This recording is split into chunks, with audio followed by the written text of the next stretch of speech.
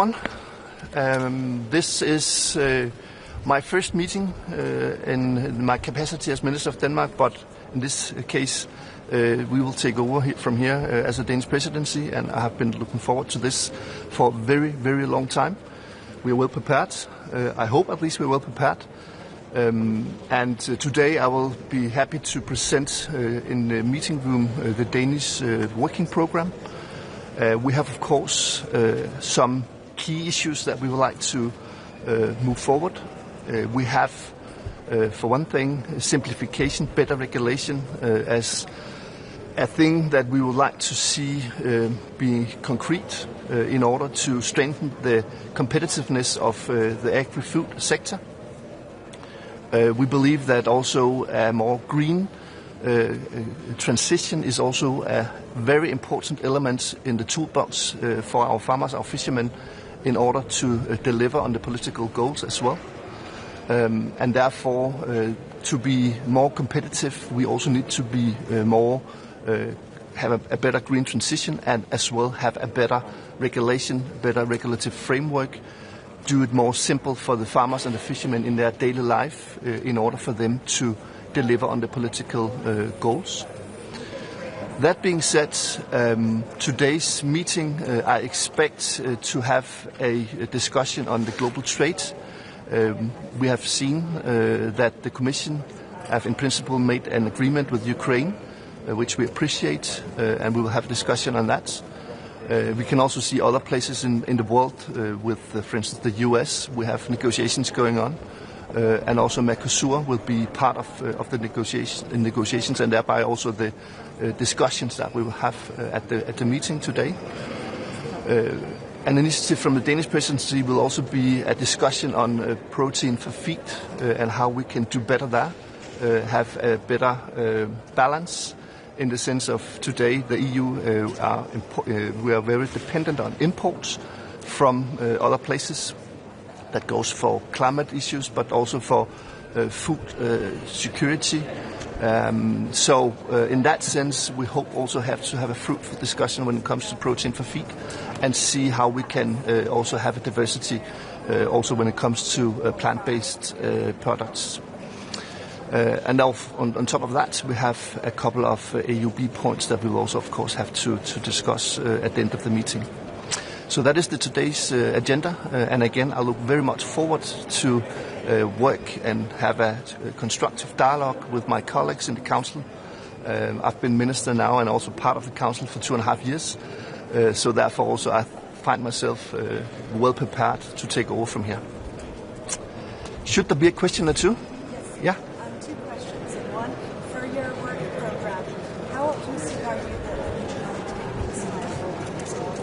And the second one, you talked about is there a action plan? Part of the green transition is also being innovative, and therefore also in order to introduce new techniques like the NGT. And we find it very important to finalize the file, and we will do our utmost in that sense. And I appreciate what the Polish presidency have done so far. And of course now we take over, and hopefully we will have a good negotiation from here, and hopefully we can finalize that file during our presidency. But let's see how it goes.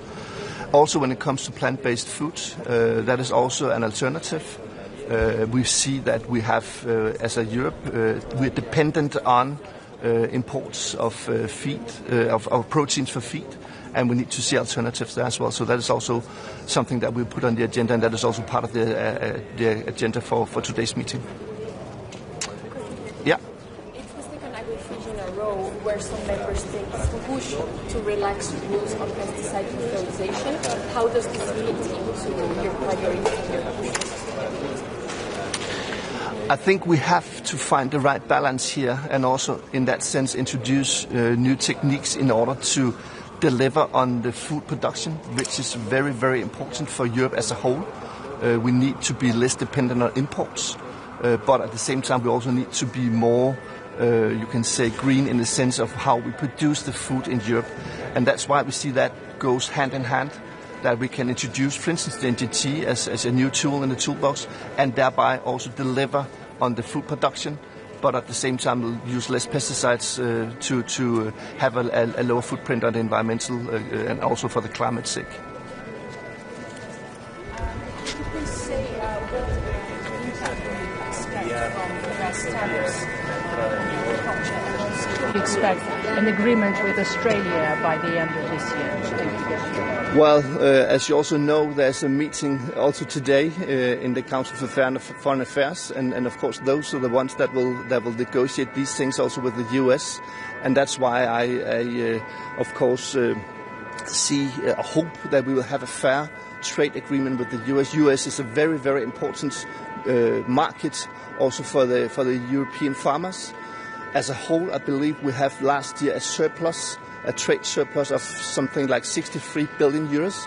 So seen from a European point of view, it is important to have open global trade lines, and that also goes for the US market. But that is up to, of course, the Council for the Foreign Affairs to negotiate that, and also for the Commission, of course, to negotiate on behalf of the EU. And that also goes if we talk about a trade agreement with Australia.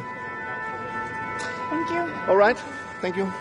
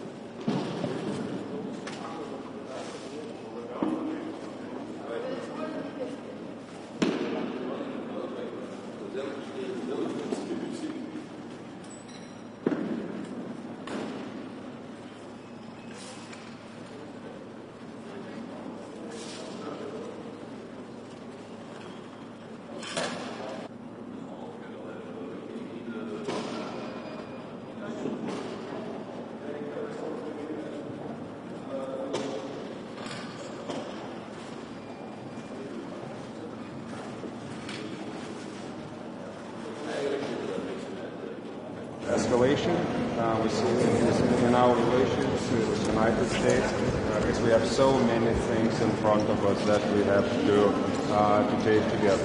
That is the geoeconomic challenges, those are the global challenges, and also... Good morning. Good to be here in Brussels again, and we are speaking about US-EU trade relation again, and it's quite unfortunate that we have had some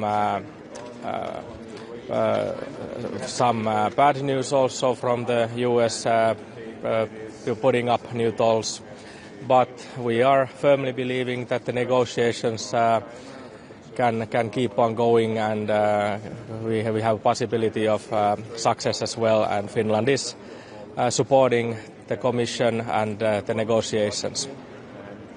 Trump uhkaa 30% tulleilla, niin onko EUn neuvottelustrategia ollut väärä? Ei, Yhdysvallathan uhkasi myös tällä samalla tullilla nyt Meksikoa, eli tämä on nähty heidän yhtenä neuvottelutaktiikkanaan tässä matkan varrella. Olemme oppineet, että näihin heidän ilmoituksiin tulee suhtautua maltilla ja jatkaa neuvotteluja. Britannia sai kuitenkin aikaan kauppasopimuksen, jossa saatiin 10% yleistullit, ja EU ei ole näillä näkymin pääsemässä lähimainkaan edes samaan. Niin onko tässä nyt jotain mennyt kuitenkin Euroopan puolelta pieleen? No, nyt on vähän liian aikaista sanoa, mihin Eurooppa on pääsemässä, koska neuvottelut on yhä käynnissä. Sinänsä 10% tulli ei tietenkään ole mitenkään kovin hyvä tilanne sekään, vaan pitkässä juoksussa täytyy tietysti päästä parempaan. Minkälaisia tiukennuksia pitäisi tehdä näissä neuvotteluissa EU:n vastatoimia tai muuta? Yhdysvallat ottaa riskin tietysti EU-vastatoimista, jos tässä ei päästä sopuun, ja se olisi Yhdysvaltojen taloudelle myös haitallista. Do you expect there will be countermeasures from the EU side? They are possible, and USA is taking a risk of the countermeasures if the negotiations are not successful. What the chance, percentage-wise, what would be? I can't tell percentage-wise. Would Finland support the use of the anti-coercion instrument at this point, given the latest threats from the United States? Well, I think the countermeasures would be the first step, but we'll see what the next weeks bring. Like I said, USA is taking a risk of the countermeasures, and the tolls cannot be one-sided, I think, and they are not very helpful for U.S. economy either. So they take a risk of the countermeasures, and that means it might be a big hit for their economy as well. So I think we have all the reasons to keep on negotiating. And what do you expect out of the list of retaliation, the countermeasures that the Commission is going to present today? Do you expect that it's going to receive wide support from member states overall? Yes, I think member states have commented and are generally quite happy, but the main thing is that we are very united, and we give support to the Commission to keep on negotiating.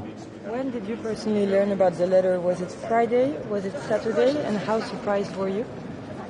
I think it was Friday, but I was rather surprised, of course, because during the week we had quite a positive mood about getting the framework agreement done.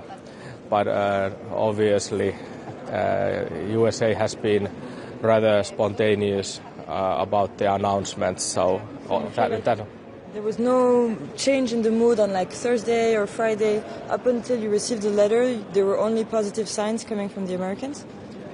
Well, I got only positive signs generally, but I haven't been on talks with the Americans personally this week. So I know they have many concerns, which I spoke with them personally as well. Okay, kiitos. Thank you. Thank you very much. Thank you.